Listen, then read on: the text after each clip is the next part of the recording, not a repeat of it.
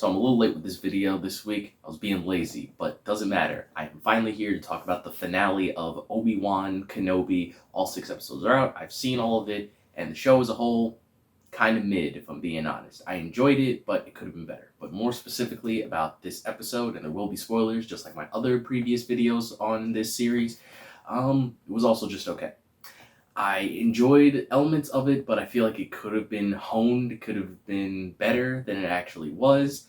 I think the duel between Obi-Wan and Vader was pretty solid. I just had a few issues with Deborah Chow's directing of it. There were a lot of far out shots and overhead shots as if it was like taken by like a drone or from like a moving vehicle or something, and I just didn't particularly care for it, just because in action sequences in general, I prefer up close action. I like being in the face with everything. You know, one of my favorite movies of all time is The Raid Redemption. I love that movie. The action in that is phenomenal, and there's like very tight close-up camera work so you can see the actors do what they do in their choreography, and I think that's like the best form of action personally for me.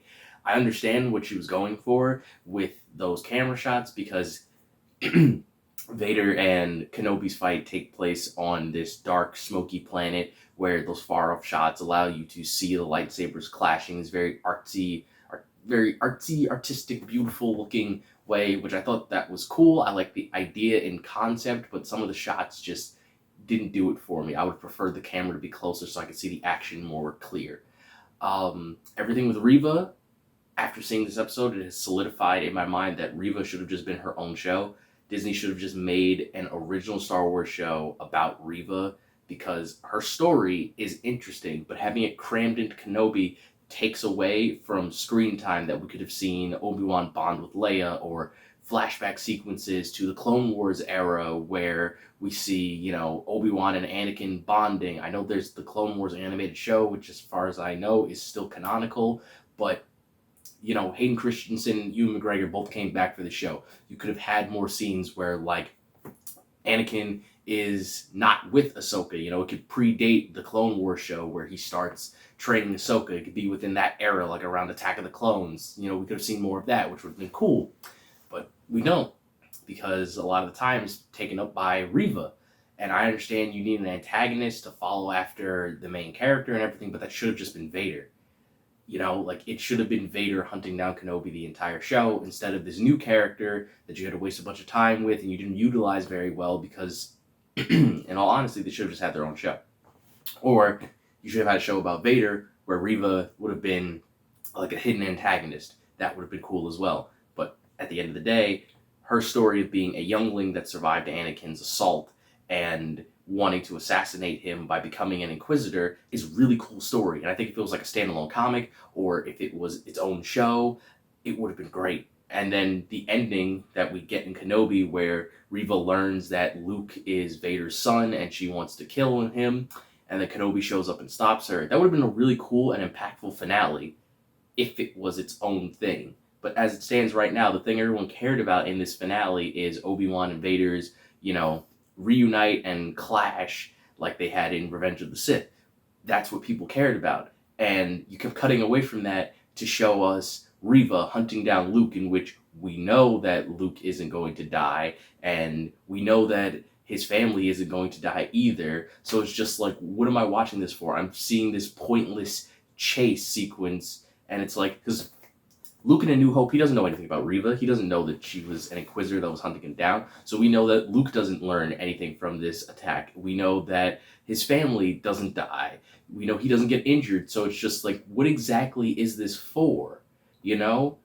Again, if this was Reva's own thing, I don't keep going back to her because she was a big part of this finale. If this was Reva's own thing, then that finale would have worked. Reva hunting down Luke, it would have been in the back of her mind like, okay, so she's hunting down Luke. Clearly, Owen and Luke and everyone, they survived this, and they don't seem to talk about it in the future, so what exactly is going to happen here? And then if Obi-Wan showed up, then it would have been like, oh man, that's crazy. I love this. This is a cool, impactful ending. But as it stands right now, it's just like, okay, Reva's doing this pointless attack that we know is going to fail, and no one's going to get hurt, and then Kenobi shows up, and he's like, hey, chill. And she's like, you know what? You right, peace. Like, it just didn't impact. I didn't feel anything for it. And like, It's open-ended as if Reva can go off and do her own thing now in the future, but I don't care at this point. The most interesting part of her character you wasted by cramming into a show about a more important and more interesting character. So it was very disappointing to me. Everything with like the Inklings of the Rebel Alliance, they were okay.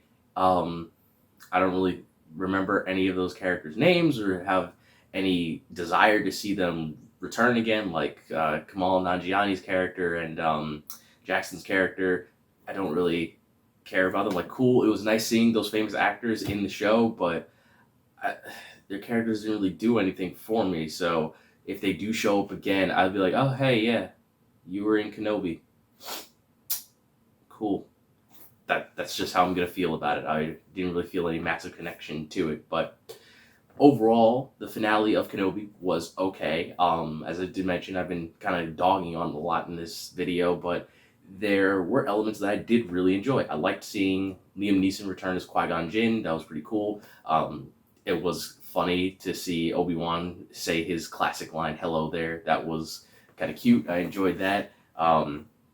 The best part of the episode is definitely when Hayden Christensen and James Earl Jones were switching back and forth between the Vader voice and the Anakin voice when his mask was destroyed at the end of him and Kenobi's fight. That was fantastic. That scene was great. I loved it. I loved seeing the pain in Ewan McGregor's face as he was Obi-Wan, seeing that he failed Anakin completely and that he couldn't do anything to save him, but also at the same time being unable to finish him, because obviously, if you know Star Wars, you know that he's never able to kill Vader. In their first fight that they had at Revenge of the Sith, he thought he killed him, but he failed. He just mortally wounded him.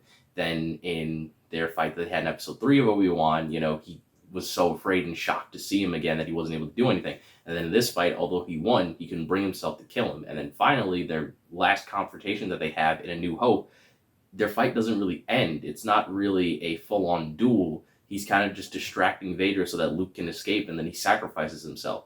So Kenobi was never really able to bring himself to truly make sure that Anakin died, because that was his brother. It was his student. It was the person that he loved and cared about. So he never able to do that. So I love that. I really like this impactful moment where Kenobi just realizes he completely failed and he can't do anything to save him, and he just leaves. I enjoyed that a lot. They did leave Obi-Wan Kenobi open-ended, as if there could be more, because when Obi-Wan leaves, Qui-Gon shows up to him. He's like, come on, there's a lot to do.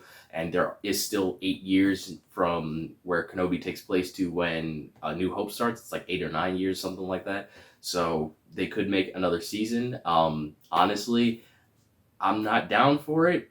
If it comes out, I'll definitely watch it, because I am a fan of Star Wars, and I would hope that it gets better in the future, because a lot of shows, their first seasons are kind of rocky because they don't really know what they want to get down. They're trying to hone their craft, and that's fine. So if we do get another season of Kenobi, I would definitely hope that it gets a lot better, especially since it'd be a completely original story. The whole thing with Vader is done. The whole thing with him staying and protecting Luke and Leia seems to be done, so it would be from scratch. And Star Wars seems to flourish when they're making things from scratch. They have problems bringing back the old, Clone Wars series. That's scratch. Everything with Ahsoka and everything that happened in the Clone Wars, people didn't know anything that happened in that era. So that show, fantastic. Mandalorian, from scratch. New characters, new everything for the most part.